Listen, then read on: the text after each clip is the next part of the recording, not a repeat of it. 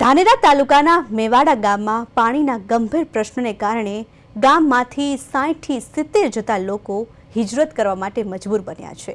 ગામમાં ખેતી અને પશુપાલન તો દૂરની વાત બની ગઈ છે। આ વિસ્તારના લોકો માટે છેલ્લા 10 વર્ષથી પીવાનું પાણી અને ખેતીના પાણી માટે પણ વલખા મારી રહ્યા છે। ઘરમાં કોઈ પ્રસંગ હોય તો બહારથી ટેન્કર મંગાવવું પડે છે અને એ પણ 3 થી 4 દિવસમાં એક જ વાર આવે છે।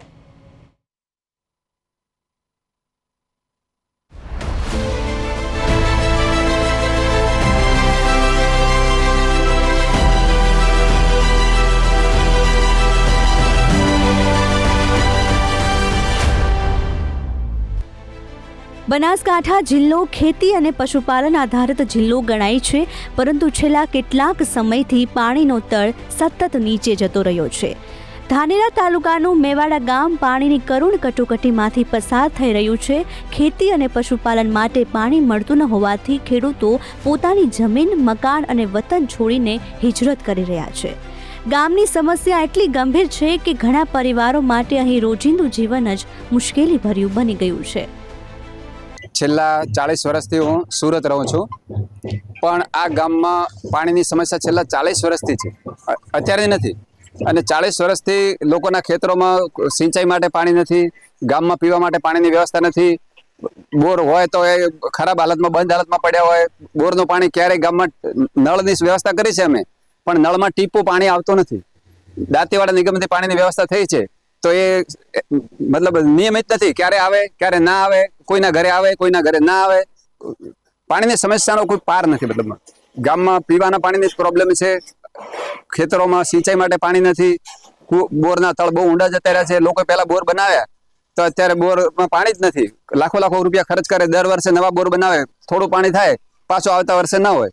પાણી પીવાનું નથી, સહેમતથી પાણી આવે 4-5 દાડે તો પીયા, નાવા ધોવા હારું એ તકલીફ। ખેતરમાં નદી લઈ જઈ, ખેતરમાં બાવળા ઉજાય, આંકડા ઉજાય, કોઈ ખેતી બેતી કરતા નથી। પાણી વગર જ્યાંથી ખેતી કરે, પીવાનું નહીં મળતો તો પછી ખેતી નહીં કરાતી પાણી મળે। ઘણો વખો કહેવાય 20-25 વર્ષથી આ એવો વખો બેઠા। હવે ઢોર કેમ જીવાડા કોખ ને કુએ હોય, કોખ ભવિષ્ય કુએ હોય તો પાણી માથાથી ઉપાડી અને લાવા, ને તરફ કોઈ વેસી આવે સહેમતથી તો કોઈ ટોકું બોકું ભરા તો ઢોર પા। એક બાજુ રાજ્ય સરકાર ઘર ઘર પાણી પહોંચાડવાની અને વિકાસની વાતો કરે છે, પરંતુ પ્રદેશ 24 ગુજરાતની રિયાલિટી ચેકમાં કંઈક અલગ તસવીર સામે આવી છે। ગામના લોકોને પીવા અને નાહવા માટે પણ પૂરતું પાણી નથી મળતું। ખેતી તો ઠીક, પશુઓના નિર્વાહન માટે પણ ફાંફા પડી રહ્યા છે। ગ્રામજનો કહે છે કે 2-4 દિવસે પાણી આવે છે તે પણ પૂરતું નથી। લાખો રૂપિયાના ખર્ચે કરેલા બોરવેલ પણ એક પછી એક ફેલ થઈ રહ્યા છે, કારણ કે જમીન નીચે પાણી જ નથી। આ કારણે ગામના 60 થી 70% લોકો મુંબઈ, સુરત, નવસારી, પાલનપુર સહિતના શહેરી વિસ્તારોમાં રોજગારીની શોધમાં હિજરત કરી રહ્યા છે। અમારા તાલુકાની અંદર પાણીની વિકટ પરિસ્થિતિ છે। સરકારશ્રીને વિનંતી છે કે પીવાના પાણીના પણ ફાફા છે, પશુધન બરબાદ થઈ રહ્યો છે, માટે નહેરની વ્યવસ્થા કરે અને નહેર થશે તો જ પાણી થશે।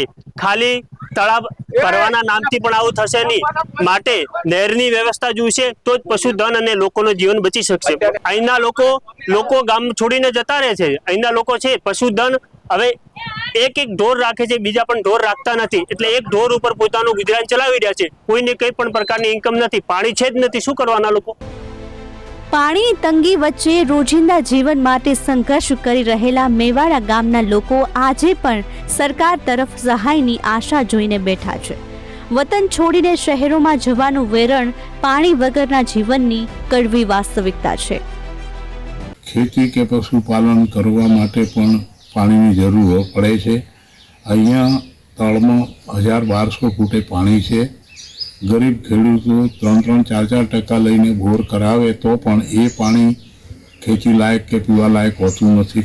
ક્ષારવાળું પાણી હોય છે, જેનાથી ખેતી પણ થઈ શકે નહીં।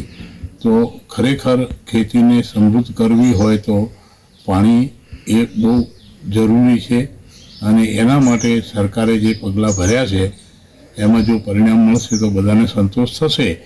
પણ મને એમ લાગે છે કે હજી આ બધા જ ગામોના જે તળાવ છે એ જો ભરાશે કે કેમ એ શંકા વારંવાર ગામ લોકો અને બીજા બધાના મનમાં રહી છે. તો જલ્દીથી આ યોજના જે છે પૂરી થાય. અમારા ગામમાં સમસ્યા બહુ છે. પીવાના પાણીની સમસ્યા છે, પશુ માટે સમસ્યા છે, ખેતીવાડી માટે પાણી નથી. એટલે એના વિશે અમારે કંઈક સરકારને ધ્યાન દોરવા અમે માગીએ છીએ કે એવું અહીં કંઈક કરે કે અમને ખેડૂતને ખેતી કરવાનું પાણી મળે. જો ખેતી કરવાનું પાણી મળશે તો અમે અમારો આગળ વધશે અને અમે અનાજ પકવશું, અમારી સારી આજીવિકા ચાલશે. એટલે સરકાર શ્રીને એવી વિનંતી છે કે તળાવો ભરે, નદીમાં રેલ નદીમાં પાણી નાખે, આડબંધ બોધે. આવું બધું કરવાથી અમારું ગુજરાન સારું થશે. ગુજરાતમાં આ વર્ષે આગાહી કરતાં પણ વધુ વરસાદ પડ્યો છે. એ પછી માવઠું પણ પડ્યું છે. પાણીની ધાર્યા કરતાં બમણું વરસ્યું હોવા છતાં ધાનેરા પંથકના અનેક ગામો આજે પણ પીવાના પાણી માટે વલખા મારી રહ્યા છે.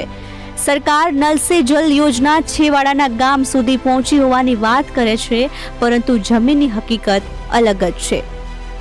રાજેશ રાવલ, પ્રદેશ 24 ગુજરાતી, બનાસકાંઠા.